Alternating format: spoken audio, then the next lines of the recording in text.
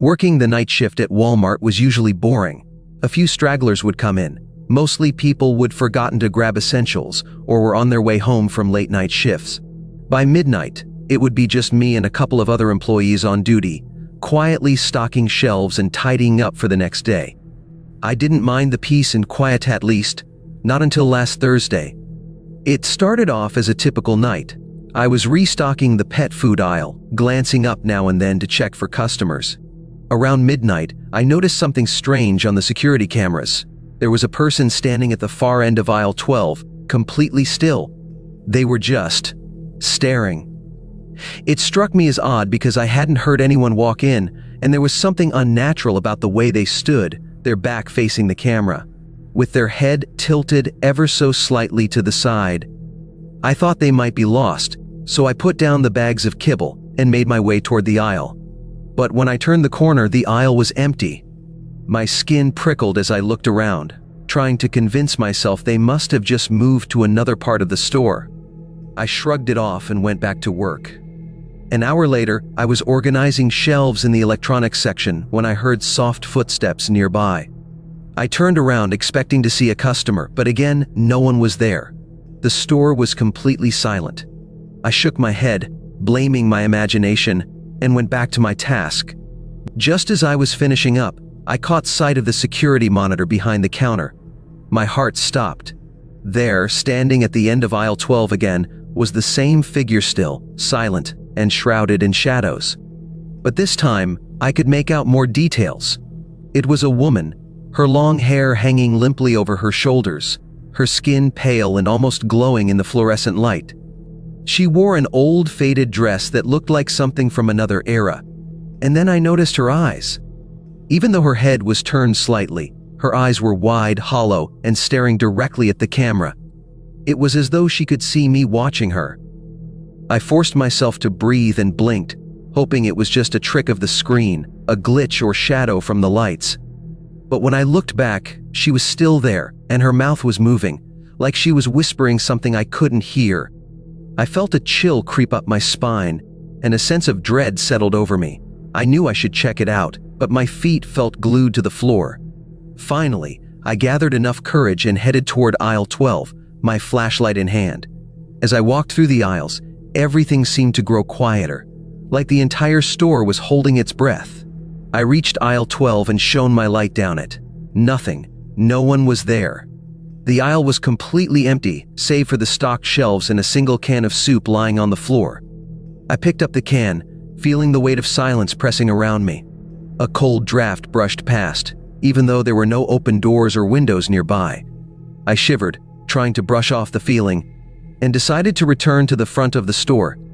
On my way back, the PA system crackled to life, filling the silence with static. I jumped, dropping the can, as a faint voice came through, distorted and eerie. I couldn't make out the words, but it sounded like a woman whispering. "Help me," she said, over and over, the words becoming clearer with each repetition. "Help me. Help me." My heart pounded as I rushed to the security room, hoping to find someone else to tell. I needed someone to confirm I wasn't just losing my mind. But when I opened the door, I was met with silence. The PA system was quiet, and the monitors showed empty aisles. I let out a shaky breath, thinking maybe it was all in my head, just the late-night jitters. Just then, I noticed something on the security screen. The camera for aisle 12 flickered, the image shifting and distorting. I squinted, leaning closer, and my heart stopped. She was back.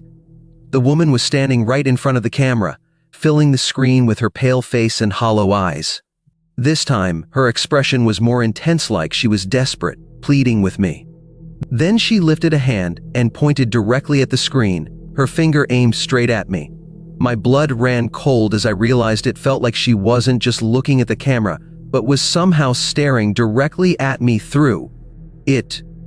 I backed away from the monitor, heart pounding, trying to make sense of what I was seeing. But before I could react, the lights in the store began to flicker. The humming overhead lights went on and off in rapid succession, casting strange shadows that danced around me. Then, the store went completely dark, leaving me alone in the pitch-black silence. I fumbled for my flashlight, the beam barely illuminating the space around me. I shone it toward the doorway, and there she was, standing in the shadows. Her mouth was open in a silent scream, her eyes wide with an intensity that made my skin crawl. She took a step toward me, her movements jerky and unnatural. "Please?" I whispered, more to myself than to her. "What do you want?" She lifted a hand, and for a moment I thought she was reaching for me. But instead, she pointed behind me, her finger shaking as if urging me to turn around. Against my better judgment, I slowly turned, shining my flashlight across the room. In the far corner of the security room, I noticed something I hadn't seen before, a small door, half hidden behind a shelf. It looked like a maintenance door, one I'd never noticed in all my time working here. The woman's whisper echoed in my mind, repeating that same chilling phrase, "Help me." I hesitated, but the pull was overwhelming. I walked toward the door, my hand trembling as I reached for the handle. The cold metal sent a shiver down my spine as I turned it and pushed the door open. Inside was a narrow, dark stairway leading down. The air was thick and musty, filled with the smell of damp concrete. I couldn't see the bottom, but I felt a strange compulsion to keep going. I took a deep breath and descended, each step creaking under my weight. At the bottom of the stairs, I found a small, forgotten room. Old boxes and broken shelves lined the walls, and in the center of the room was a single chair. On it sat a dusty, cracked photo frame with a faded picture of a young woman, the same woman I had seen in aisle 12. A chill ran through me as I realized what I was looking at. She must have worked here once, years ago, and somehow she had never left. Her spirit was trapped, bound to this place. I didn't know how to help her, but as I looked at the picture, I whispered, "I'm sorry." At that moment, the lights flickered on again, and the cold air lifted, like a weight had been taken off my shoulders.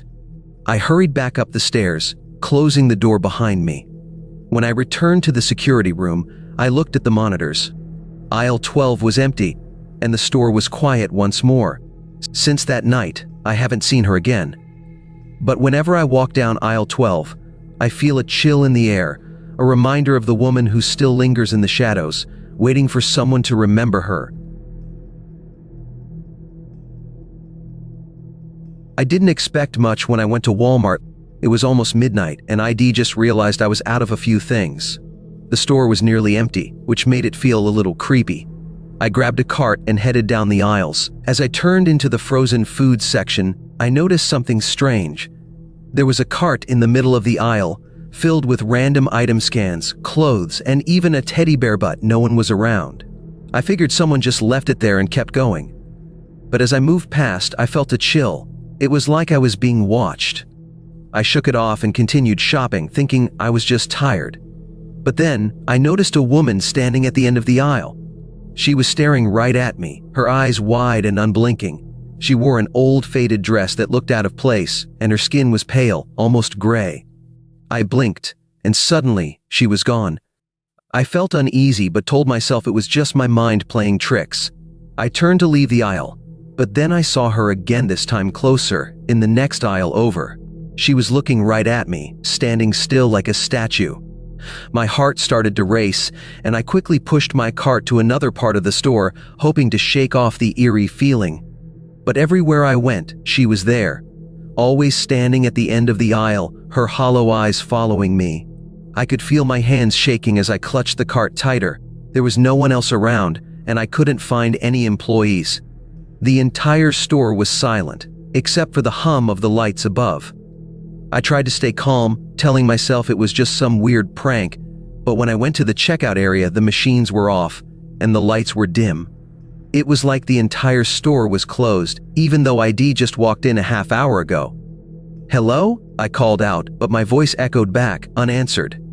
Then I saw her again standing by the front doors, blocking my way out.